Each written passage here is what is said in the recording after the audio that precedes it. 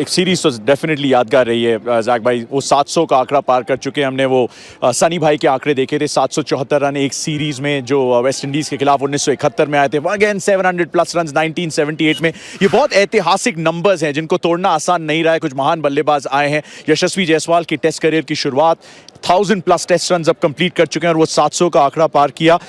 Obviously special रही है series, but ये पारी क्या एक और सिग्नेचर था उनका कि अगर कोई भी डाउट है कि मैं कंटेंट हूं, मैं सैटिस्फाइड हूं, कंप्लेसेंसी में नहीं आने दूंगा अपने गेम में। हाँ, मतलब वो रनों की भूख आपको उनके तरफ से नजर आई है, जो कि बहुत अच्छी बात है।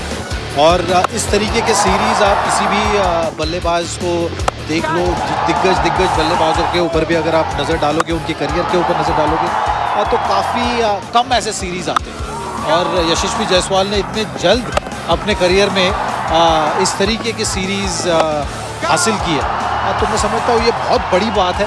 एक जो आप कह सकते हो कि जो उम्मीदें अभी इनसे होगी ना, वो इसी स्तर की होगी, क्योंकि इन्होंने उस तरीके से अप्रोच दिखाया अपना, उस तरीके से वो एक बैटिंग के प्रति जो अप्रोच होना चाहिए, जो जुनून होना चाहिए, वो सारी चीज़ें, जो अच्छी चीज़ें दिखनी चाहिए या बल्लेबाज को जो एक बड़ा बल्लेबाज बनाती है, एक वो सारी चीज़ें आपको यहाँ से उनसे देखने मिली। तो ज़रूर बहुत अच्छी चीज़ है ये भारतीय क्रिकेट के लिए भी, कि टॉप ऑर्डर का बल्लेबाज अगर इस तरीके से क्षमता रखता है तो उनके आगे क्रिकेट में इस स्तर पर भविष्य काफ़ी उज्जवल नज़र आ रहा है। वो जो महानता की जो दो स्लाइसेस है ना, great Sunny Gavaskar, modern great Virat Kohli, उनके बिल्कुल बीचों बीच वो सैंडविच हैं एट द मोमेंट। वो दो 700 प्लस स्कोर सनी भाई के, विराट कोहली के 2 रिकॉर्ड्स के थोड़ा सा आगे गए Yashasvi Jaiswal early days in his career. But Rohit Sharma again पहला टेस्ट मैच है एक्चुअली धर्मशाला में। I am not sure Jamnagar में आपकी उनसे क्या बात हुई, but Rohit Sharma looks absolutely relaxed and लग रहा था कि वो एंड ऑफ द डे तक बैटिंग करना चाहते हैं। अगर यशस्वी के रूप में थोड़ा सा भी ब्लिप है तो वो नहीं आना चाहिए इसके बाद। हाँ बिल्कुल, देखिए आप जिस तरीके से जब कप्तानी कर रहे होते हो ना, तो वो एक अतिरिक्त जिम्मेदारी भी होती है। तो इस मैच में भी आप यहाँ पर टॉस हार के पहले गेंदबाजी कर रहे थे। पहला सेशन जिस तरीके से गया, उसके बाद आप यही उम्मीद करोगे कि चलिए कैसे भी आपको थोड़ा एक डिफेंसिव माइंडसेट भी होता है कभी ना कभी, लेकिन गेंदबाजी ने जिस तरीके से मदद की और जिस तरीके से यहाँ पर एक प्लेटफॉर्म अदा किया है, ऐसा लगा कि इस सीरीज़ में जो अक्सर हमने देखा है ना कि टफ सिचुएशन में टीम ने बहुत अच्छी तरीके से रिस्पॉन्ड किया है। तो चाहते हैं कि ये सीरीज़ भी उस तरीके से, उस अंदाज में ख़त्म होना चाहिए, हाई पे ख़त्म होना चाहिए। तो उसकी पहल आपको इस मैच में भी नज़र आई, क्योंकि पहला सेशन और दूसरे सेशन में बहुत बड़ा अंतर था। तो वो चीज़ कहीं ना कहीं भारतीय टीम को इस मैच में भी काम आएगी, और वो चीज़ कहीं ना कहीं आप रोहित शर्मा बतौर बल्लेबाज जो रिलैक्स होने की बात कर रहे थे, उसका असर भी आपको यहाँ पे नजर आया है। हमने गाने से शुरुआत की थी आज के दिन की, ये हंसी वादियाँ, ये खुला आसमां। ओएस के लिए भी ये गाना है, ये क्या हुआ, कैसे हुआ, कब हुआ, क्यों हुआ ओएस, ये क्या हो रहा है, फिर से बताइए। इंग्लैंड कितने डिसअपॉइंटेड होंगे, क्योंकि एक ब्रेक आया है, धर्मशाला में आप आए, कंडीशंस अच्छी, उसके हिसाब से ये परफॉर्मेंस मुड़ के देखेंगे।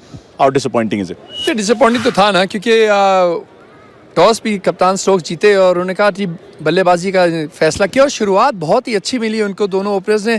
खैर पूरी श्रृंखला में ऐसे उन्होंने शुरुआत तो दी थी, मगर एक बार फिर मिडिल ऑर्डर नहीं चला। यही पिछली इनिंग जैसे अगर आप देखें, सेकंड इनिंग्स अगर आप देखें रांची वाले टेस्ट मैच की, चौथे टेस्ट मैच की, वहाँ पर भी नहीं चला, दबाव था बल्लेबाजों के ऊपर, वहाँ पर भी जल्दी आउट हो गए। और फिर आज तो खैर दबाव था नहीं, क्योंकि सीरीज तो निकल गई, मगर ये मौका था बल्लेबाजों के ऊपर, इस इतनी अच्छी इतनी अच्छी विकेट के ऊपर बल्लेबाजी करने का मौका था, मगर वो गंवा गए। शुरुआत अच्छी मिली और बाकी 4-5 लड़कों को भी शुरुआत मिली, 20-20 रन बनाए, तो इसका मतलब वो सेट तो हो गए थे, मगर फिर आउट भी होगा। और क्यों मुझे खुद समझ नहीं आती है क्यों मिडिल ऑर्डर चल नहीं रहा है इंग्लैंड का, क्योंकि ठीक ठाक उनके पास बल्लेबाज हैं, काफ़ी एक्सपीरियंस भी है। बेन स्टोक्स, जो रूट, जॉनी बेस्टो अपना 100वां टेस्ट मैच खेल रहे हैं, तो ऐसे नहीं है कि कल के बच्चे हैं, ये काफ़ी ठीक ठाक अनुभव है इन सारों के पास।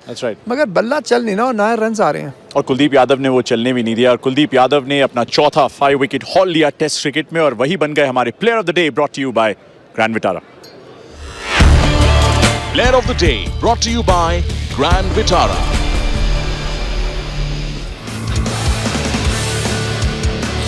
10 में से 11 नंबर, 12 नंबर इस 5 wicket test haul 5 wicket haul के लिए टेस्ट क्रिकेट। हाँ बिल्कुल, क्योंकि देखिए अगर आपको 15 देने या 20 देने हैं ना तो भी मैं आपको मना नहीं करूँगा, क्योंकि उस तरीके का इनका दिन रहा है।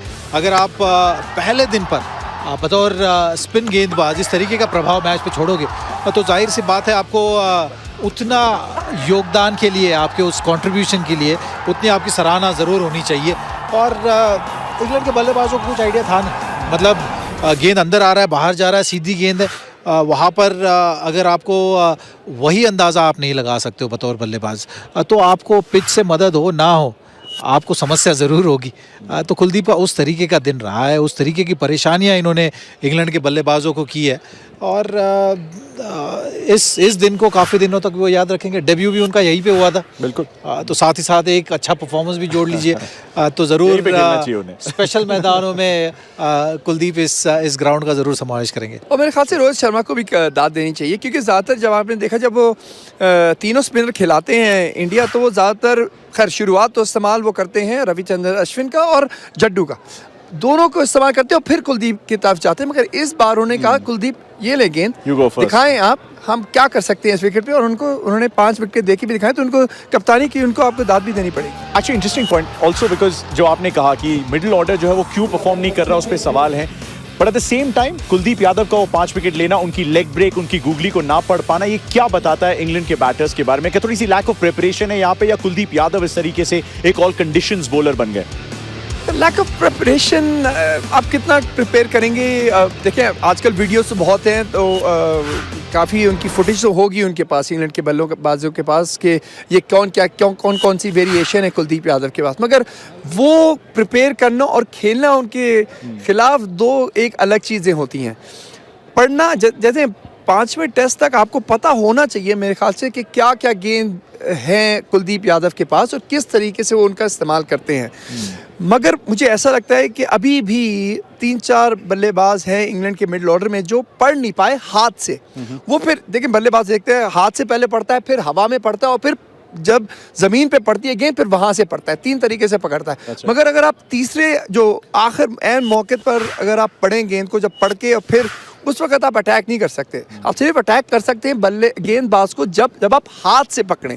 अगर आप वहां से पढ़ लेते हैं ना गेंद को, तो फिर आप सोचते क्या, ओके यहाँ डलेगी तो यहाँ चौका मार सकता हूँ, यहाँ डलेगी अच्छी गेंद होगी तो मैं रोक लूंगा। उसमें ज़रा मेरे ख्याल से मुश्किल हुई, इसी वजह से विकेटें अपनी खो गए इंग्लैंड के बल्लेबाज। बिल्कुल कमाल की परफॉर्मेंस कुलदीप यादव की, उन्होंने पंजा खोला। आर अश्विन के नाम भी 4 विकेट आए। 100वां टेस्ट मैच, ये उनका सारे विकेट्स जो हैं अभी तक इस मैच में जो मिले वो स्पिनर्स को मिले। लेकिन जब इंग्लैंड की पारी समाप्त हुई 218 के स्कोर पे, तो एक बहुत ही स्पेशल मोमेंट आया, और वही हमारा peg it higher moment of the day. Peg it higher moments.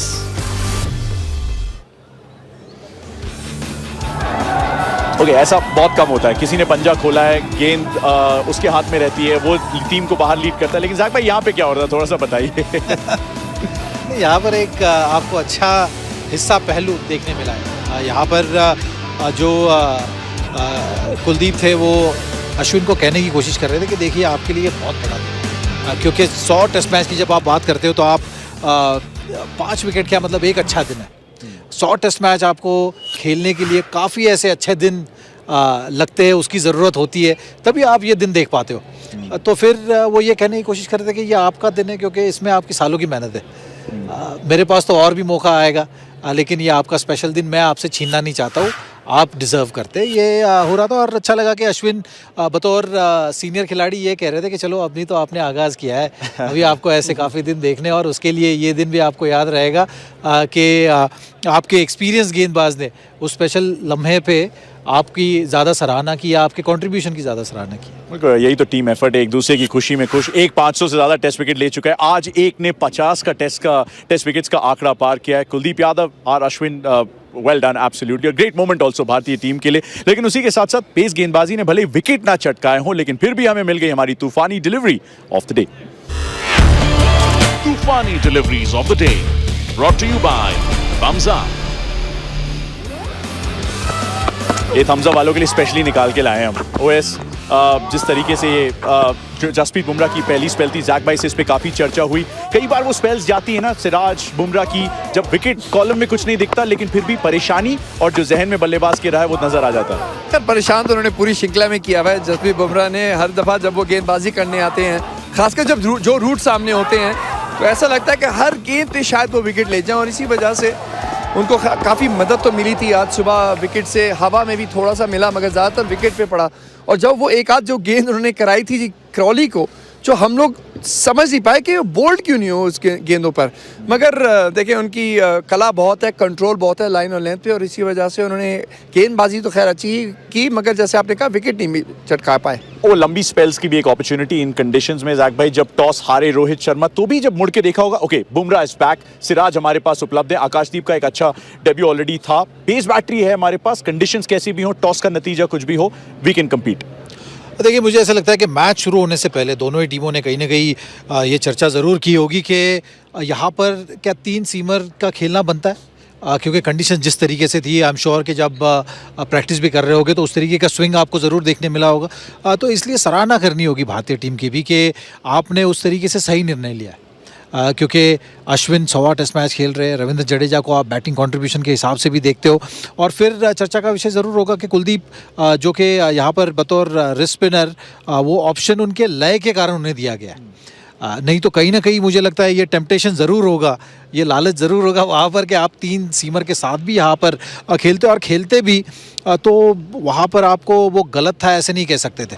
तो इसीलिए यहाँ पर दाद देनी होगी, क्योंकि स्पिनर्स के ऊपर वो भरोसा दिखाया गया। टॉस आप हारे हो, फिर पहले गेंदबाजी कर रहे हो, और फिर भी आपने इस तरीके का प्रभाव पहले पारी पर, पहले दिन के टेस्ट मैच पर छोड़ने में आप कामयाब हुए हो।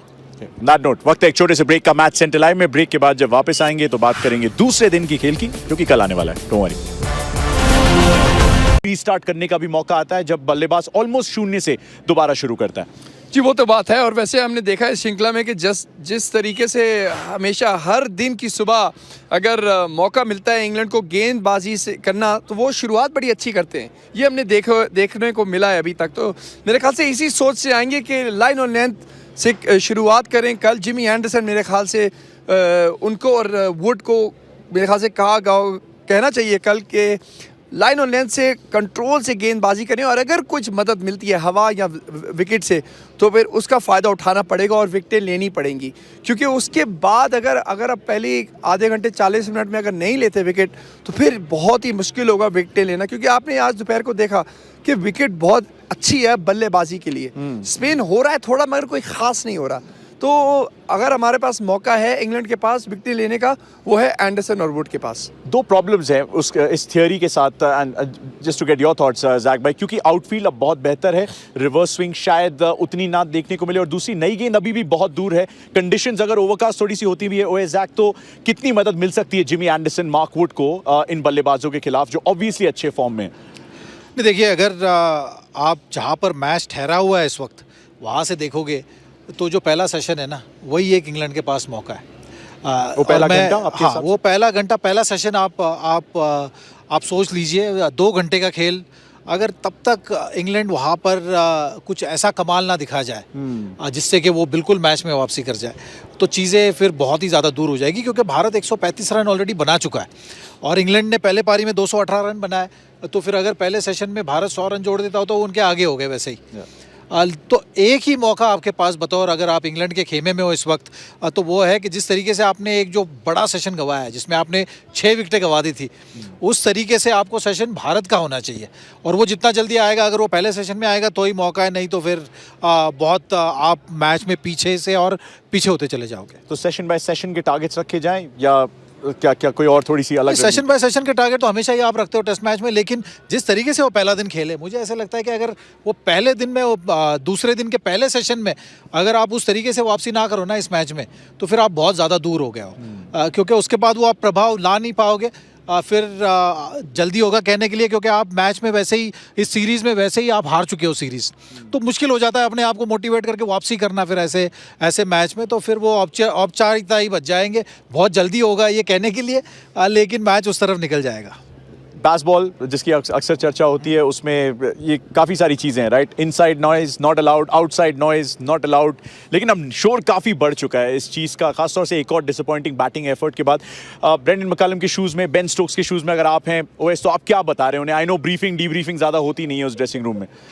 नहीं होती तो नहीं है, मगर मेरे ख्याल से अभी तो खैर कोई बात नहीं होगी। मेरे ख्याल से अगर होगी तो सीरीज़ के आखिर में होगी कि कहाँ पर कौन से मौके गवा गए। देखिए स्कोर लाइन ओके अभी है 3-1, मगर मौके थे इंग्लैंड के पास Yes. ये सीरीज़ को यहाँ पर लाने से पहले कि वो 2-2 हो सकता था, कि जहाँ पर वो बराबर होती सीरीज़, तो फिर यहाँ पर आके मौसम जो जिस तरीके से मौसम मिलता है सुबह, तो उसका फ़ायदा उठा सकते हैं इंग्लैंड के गेंदबाज। तो मेरे ख्याल से वो बातचीत तो होगी, मगर वो होगी सीरीज़ के बाद में। एक और सीरीज़ बाकी, एक और इनिंग्स अब बाकी रह गई है सेकंड इनिंग्स में, और उससे अच्छी बल्लेबाजी करने चाहते तो होंगे कप्तान स्टोक्स और कोच मैकलम। कर पाएंगे बल्लेबाज ये मुझे खुद नहीं पता। होपफुली कल जो है इस सवाल का भी जवाब हमको मिल जाएगा। Thank you so much for joining us on match centre live. याद दिला दें एक बार फिर से, हमेशा की तरह इस पूरी टेस्ट सीरीज की तरह 8:45 बजे एग्जैक्टली घड़ी मिला के हम आपके साथ होंगे उस डे 2 की कवरेज के लिए, इस 5वें टेस्ट मैच में जहां पे भारत बहुत आगे निकल चुका है। आई नो 83 रन से अभी भी पीछे हैं, लेकिन 135 पे एक भारत का स्कोर, 218 बनाया इंग्लैंड ने। कल क्या होगा? कल इंडिया के नाम रहेगा दिन, इंग्लैंड के नाम पता करेंगे। 8:45 बजे होती है मुलाकात। तब तक के लिए हम तीनों को दीजिए इजाजत। Good bye.